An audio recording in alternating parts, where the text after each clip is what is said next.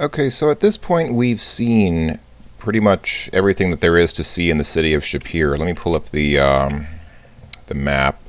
Yeah, there are a couple of things that don't show up on the map, like the house that we broke into, which was here. There's also another place which is kind of hidden in the city, which we'll go to much later in the game.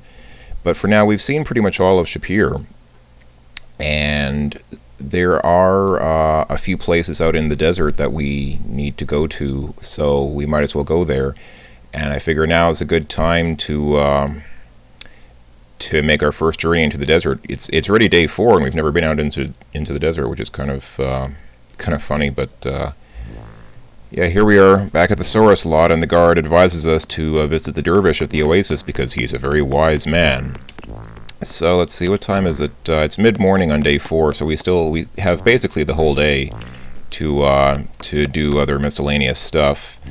Agi the Agile, that tightrope walker, is supposed to show up outside the guild hall, I think, on day 4, but he's not there today because we already beat him 3 times, and so I don't think we'll see him again for the rest of the game, which is too bad because I wanted to take more of his money. But yeah, now that we have the Saurus, let's go ahead and ride the Saurus. And our hero takes the Saurus out of the stable. Funnily enough, the guard is honored to put our Saurus back in the stable, but we have to take the Saurus out of the stable ourselves. Okay, and here is our first view of the magnificent city of Shapir. Actually, I guess it's not really our first view because I think we saw this same view in the intro to the game, but this is the first time during gameplay that we've seen it. So let's see. The sun reflects off Shapir's many towers. And I don't think there's anything else you can click on. Yeah, it doesn't seem like... Oh, it says the Saurus lot looks empty from this distance. Okay, so there's not a whole lot you can look at on this screen during the day. You want to ride the Saurus around for a couple of reasons. First of all, because it conserves water. If you're traveling around in the desert while on your Saurus, it uses up less water than if you're just walking around. Oh, what's this? He looks vaguely familiar. Maybe you've seen him in a camel lot? This is actually King Arthur from the Sierra game Conquests of Camelot, and he's just a mirage. That's funny. Usually the mirages in this game are a sign that you're running out of water, I think. But no, we still have 2 mostly full water skins, so I guess we're not running out of water. I don't think we need to worry about water on this excursion because we already have 2 mostly full water skins. But yeah, just as in the first game, if you went out into the forest, you could run into monsters. In the second game, you can run into monsters out in the desert. Also, this is one of 4 screens in the desert which has some significance. This is the Griffin nest. The Griffin looks like a cross between a lion and an eagle. It seems to be sleeping. Yes, indeed, the Griffin is sleeping. But funnily enough, you can ask the Griffin questions, and the Griffin will actually sort of answer. So let's ask the Griffin about, let's say, Shapir. And the Griffin will respond. Screech! Herbie talk, beep, quacka, quacka. Let's see now. Chirpy is the first person indicative.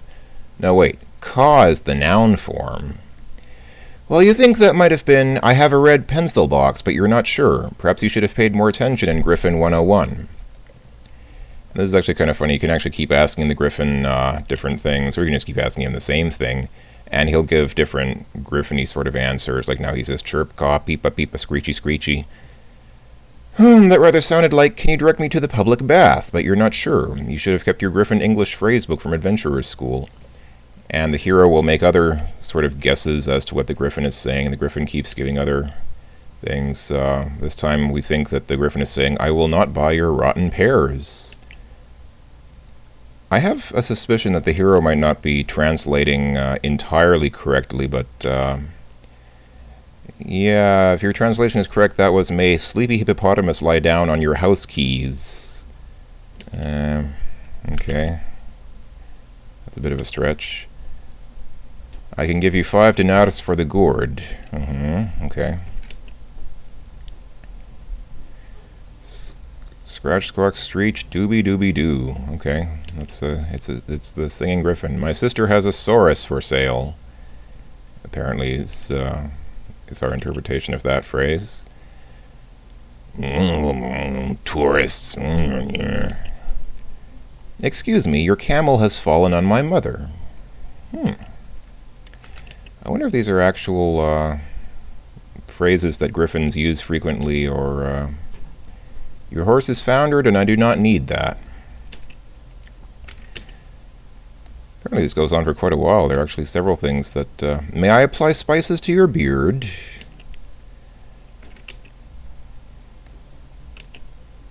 I have a red pencil box. Yeah, I think that goes... Okay, I think the messages go on a loop after that. Okay, so you might think that this is all fun and games. You can fight the Griffin, but there's not really much point to it. You don't get points for it, even as a fighter. In fact, you can actually lose points. If you're trying to be a paladin, you'll actually lose points. You'll lose paladin points for fighting the Griffin. So let me get off the Saurus for a second. There is one thing, and one thing only, that you can do here at the Griffin screen, and that is get a Griffin feather. Now, there are a couple of ways to do that. You can levitate up to the Griffin's nest using either the levitate magic spell or the magic rope, which we got from Keepin' Laughing's place. A more direct way, I suppose, is to just say move rock. What happens then is the hero moves over the rock. The rock was heavy, but you managed to move it off the feather. Yeah, there's a feather underneath that rock, so just type get feather. You pick up a large feather and put it away. There you go. That's it, folks. We got the Griffin feather. That's the one thing that we need to do here on this screen. That's it, we're done. We'll never need to come back here, although we might pass through it a few times because it happens to be conveniently close to this mountain range. So I'm going to save the game.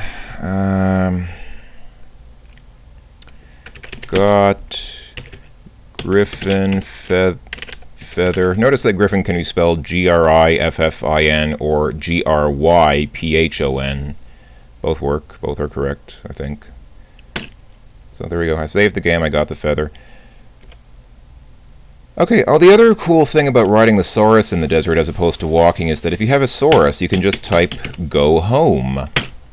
And your Saurus's natural homing instinct quickly sets you on the right path. And the Saurus walks off the edge of the screen, and he's actually... It looks like he's going away from Shapir, but no, he magically just suddenly appears here back at this overpass screen. So that's another good reason to have your Saurus with you. You can always quickly return to Shapir if you get lost, or just want to get back to the city quickly because there's a monster on your tail or whatever. Okay, let's go visit the dervish at the oasis. Now, you might remember that the dervish is 3 scarines east of Shapir and some distance south. So what I'm just doing is going east. That was 3 screens. Okay, I've gone 3 screens to the east. Now I'm going to go south. And... I don't want to go east or west anymore after this point, because otherwise we're going to get all disoriented. But if you just keep going south, eventually you will run into the oasis with a whirling dervish.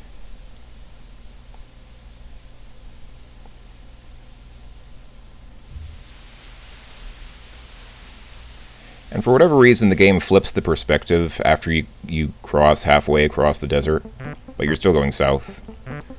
If fire burns too bright, put damper on lamp.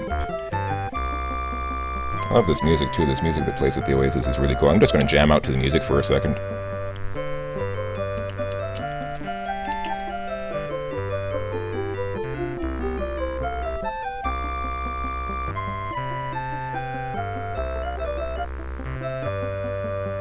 Hero business like eating peanuts.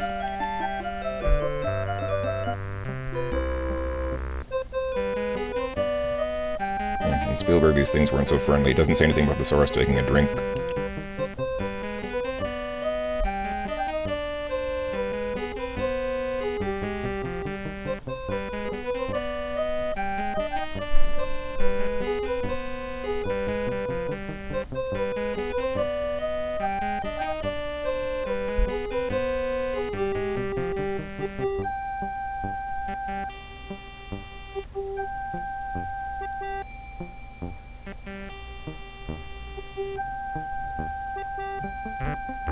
Okay, and that's the loop. Okay, that's the loop that the Oasis music runs on. I'm going to take a cue from our Saurus and fill our water skins while I'm here. You take a deep drink of the warm but refreshing water, and then you check and refill all your water skins. Good idea. Okay, And we do want to talk to this fascinating dervish gentleman a little bit, but I'm out of time on this video, so I'll do that in the next video. I'll see you then, folks. Thanks for watching. Take care.